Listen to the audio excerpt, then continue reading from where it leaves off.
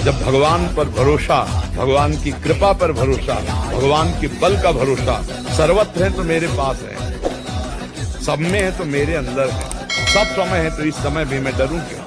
एक आनंद आ जाएगा। जो आपका अमंगल सोच रहा है, आप चुप हो जाओगे तो उसको थप्पड़ परमात्मा का लगेगा, और आपका थप्पड़ बहुत हल्का है और उसका लगेगा तो बहुत जोर का लगता है। उसके थप्पड़ में आवाज नहीं होती।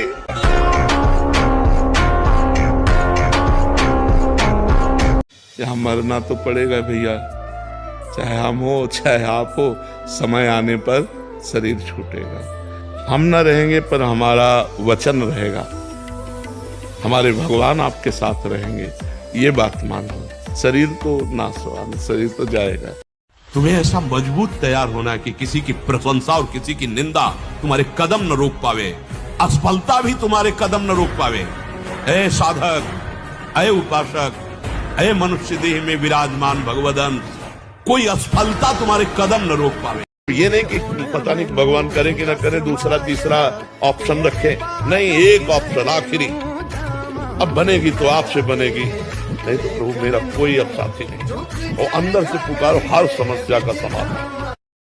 यदि तुम्हें कोई गाली दे तो तुम उसका मंगल मनाओ, यदि तुम्हारा कोई अपमान करे तो तुम उसका सम्मान करो, यदि तुम्हारा कोई बुरा करना चाहे तो तुम उसका भला करो, तभी तुम में और उसमें अंतर होगा।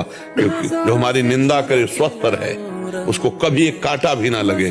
मान लो बेमतलब बिल्कुल झूठा बोल रहा है, आपको चुपचाप मुस्कुराते हुए जाला कि प्रभु आप चाहे जितना कटुआ, चलो परीक्षा लो, हम आपकी शरण में, हम कुछ नहीं बोलने वाले, चुपचाप निकल गए। अच्छा, लौट के अगर भिड़ गए तो तुम में उसमें अंतर क्या रहा? तो इसलिए सहना तो पड़े। यदि तुम्हें कोई गाली दे तो तुम उसका मंगल मनाओ, यदि तुम्हारा कोई अपमान करे तो तुम उसका सम्मान करो, यदि तुम्हारा कोई बुरा करना चाहे तो तुम उसका भला करो, तभी तुम में और उसमें अंतर होगा।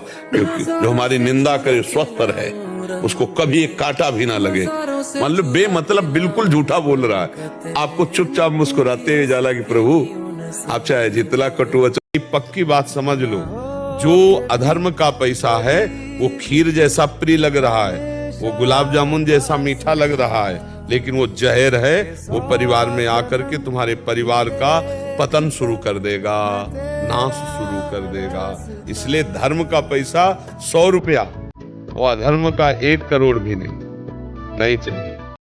कमाने लगे